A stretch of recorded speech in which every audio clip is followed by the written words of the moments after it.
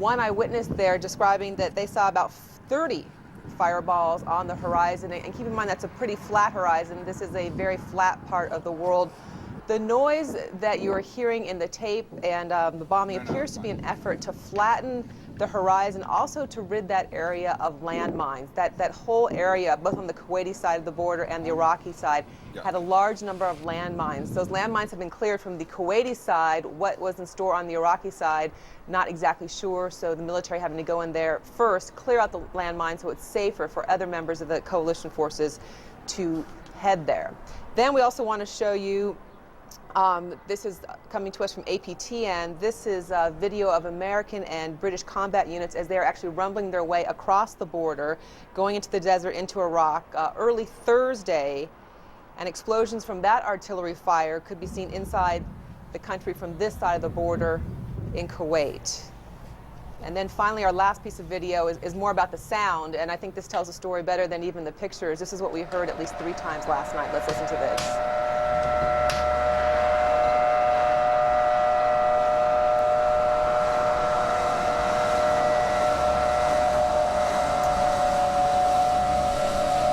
That is the sound of the sirens that you would hear throughout Kuwait City. As I said, about 3 times we were awakened last night. There's supposed to be 3 signals: danger coming, danger here, and then all clear. It seems like the Kuwaitis have gone right to danger here. That's what wakes you up and sends you down to a shelter area with all your gear as you wait for the all clear. The good news is they all did end in all clear, and Kuwait City not hit last night, but not a lot of people in Kuwait City getting a lot of sleep last night, Aaron. There are a couple of English language newspapers in Kuwait City. If you can get your hands on one, I'd be very interested to see do that. Thank you. To see what the headline is in one of those 2 papers. Thank you. It'd be hard to get the Arab Times. Thank you. It would be hard to overstate, wouldn't it? The scars left behind the Iraqi invasion of Kuwait. It was in the hotels in Kuwait, in many of the buildings in Kuwait, you will see pictures of what the Iraqis did when they came in, of the destruction they wrought. The signs are everywhere, but in some respects, at least people will tell you that the emotional scars of it, this kind of innocent, simple country so rich with oil, don't forget that, but with almost no other industry at all, was changed dramatically by the events of 12 years ago, which very much set the table for the events we're watching today and the pictures that you're seeing right now in southern Iraq. Darren, you're good. You found a newspaper, didn't you? Yeah, I did. You asked, we deliver. This is the Arab Times. This is one of the English papers here in Kuwait. I think you can see it well there. America invades Iraq. And then also the kind of sub-headlines: soldiers, civilians bunker as sirens wail. We just talked about that. And then several Iraqi troops surrender. I thought it's been interesting, even with everything that's going on here in this country. This has been the case every day. Now, this is, you have to think, one of the hugest days in the history of this country. And of course, you have a huge headline, and you have this. But as has been the case every day, sports still making the top half of the paper. Your soccer scores on page 31, if you need them. I was going to say, is it soccer or cricket? But it's soccer. No, it is soccer. Yeah. It is soccer. Well, life goes on. You're a big sports fan, as you know. Much of the country, I think, is with one eye watching the events a world away in Iraq, and here, much of the country with another eye is trying to keep track of the NCAA basketball tournament, which rolled out today. Yes, to Thursday. Let's do it that way. Not a lot of time to fill out brackets from here in Kuwait City, Aaron. Pardon? There hasn't been a lot of time to fill out my brackets from here in Kuwait City, so I guess I'll just have to stick with the soccer scores in the Arab Times. Thank you. Nice job on the papers, too. Thank you very much. Darren Kagan in Kuwait. I hope the day is safer and more quiet. No, I don't think any reporter wants a totally quiet day, but given the circumstances they're in. Is Becky Diamond available? Okay. Becky Diamond is one of the embedded correspondents. She's out on the USS Milius, as I remember it from last night. Becky, it's good to see you again. What can you report? Well, Aaron, Aaron, right now, the sailors on board the Milius are keeping a very vigilant watch on the skies above them. This ship, in addition to being a Tomahawk launching first strike ship, which it launched missiles yesterday, is also tasked with maintaining air security for the Persian Gulf, for all of the naval assets in the Gulf. And there are about 80 U.S. Navy ships right here right now, and about 60 coalition ships. That's a big job. And the level of anxiety in the Combat Information Center rose pretty dramatically yesterday and also this morning when Iraq launched some missiles into Kuwait. Now, there are Patriot missile batteries, of course, in Kuwait, but there are none floating in the Persian Gulf. So it's up to ships like the Milius to track incoming missiles and destroy them if need be. Aaron? Has it been a busy and active day, a quiet, was it a quiet Thursday after the heavy activity of the night before?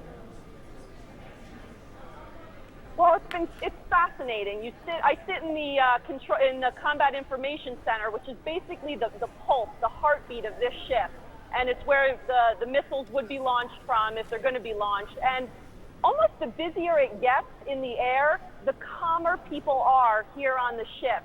It's vigilant.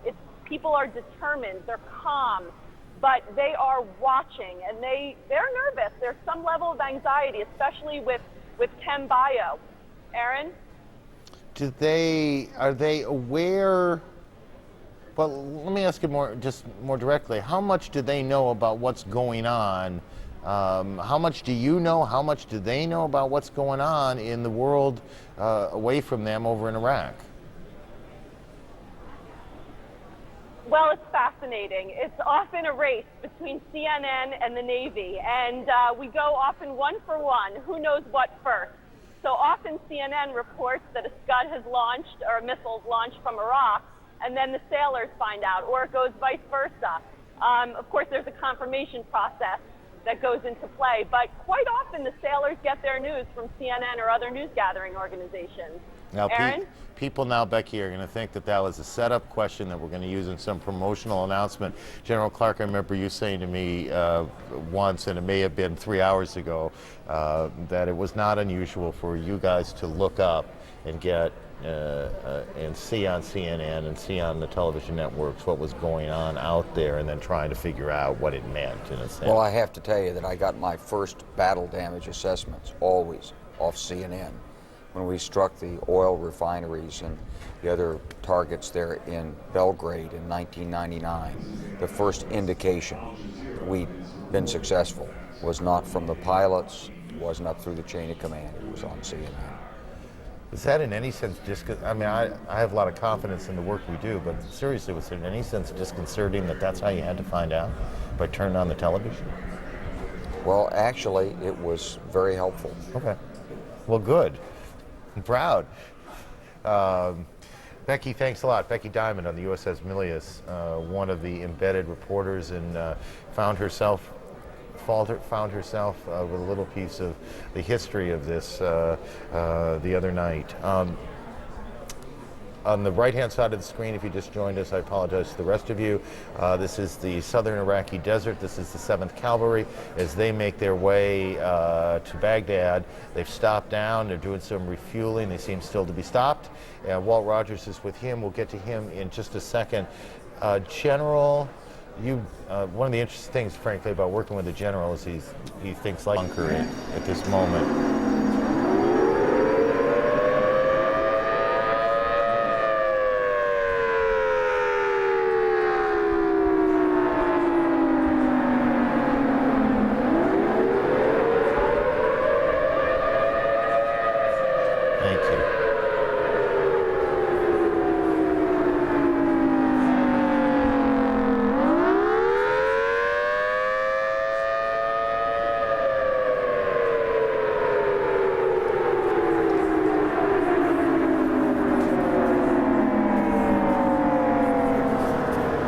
Kuwait City is only about, if I remember this correctly, it's only from our trip there, it's only 40 miles, a little more than that or so from the border itself. It's not very far away. It takes a while to drive up there, and these days you can't actually drive all the way to the border. It's restricted.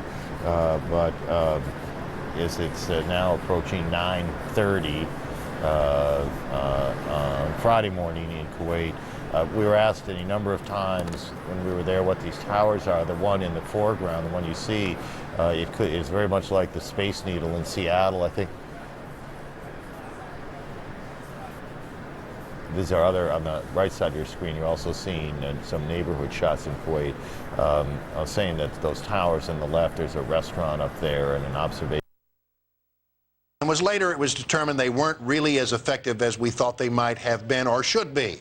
But now you've got the Patriot 3. There have been 2 evolutions since then, and the Patriot 3s have had a pretty good track record so far in this engagement. Would you agree? Oh yeah, they're 2 for 2, Brian. And in fact, one of the military commanders that I spoke with yesterday said, Adam, it's a major upgrade, and you can tell that by the shooting 2 missiles out of the sky in the first day. In fact, I do have some more information, Brian. Hang with me for 1 second. Adam Housley there in Kuwait City. They've just had the warning sirens go off there, and you have some new information there, Adam? Yeah, in fact, Brian, you talked about the Scud missile, pardon me, the Patriot missiles. I got the specifics from yesterday. The coalition forces, it's by Battery E, the 2nd Battalion, 43rd Air Defense Artillery Regiment.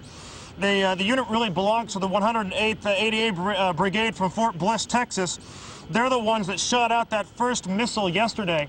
They shot it out of the sky near Camp Doha. The guys out of Texas did a fantastic job. They did it twice yesterday, apparently, and the 3rd time was by the Kuwaiti Army. So, still waiting for the all-clear siren, Brian. This is the longest they've taken in between the warning sign. We should hopefully hear that any moment. Yeah, the folks in El Paso, Texas, where Fort Bliss is located, no doubt very pleased to hear that about their folks there. We're going to stick with you for a moment, Adam, if you don't mind, just to make sure we get the all-clear signal. What else has been going on there, and what happens there in Kuwait City, not just on the media press platform, but in the city itself when these sirens go off?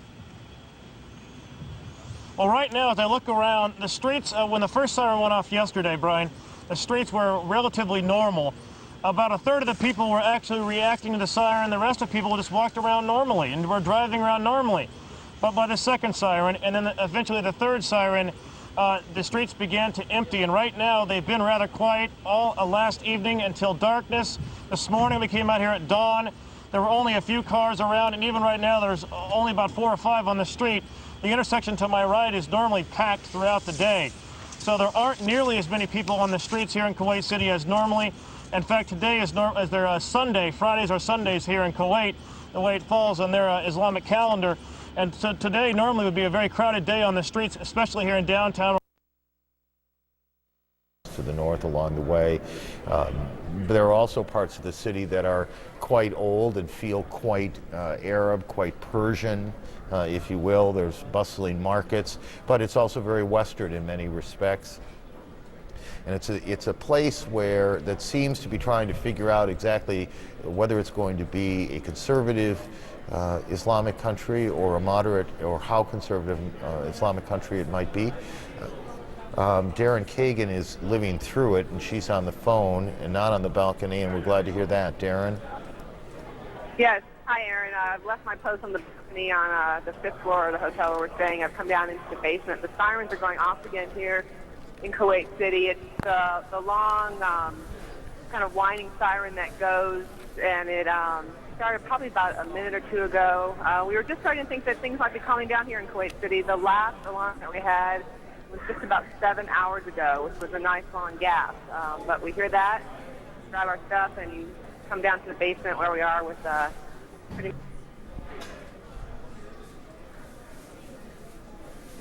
Well, it sounds like we lost the phone for a second, and we'll see if we get it back.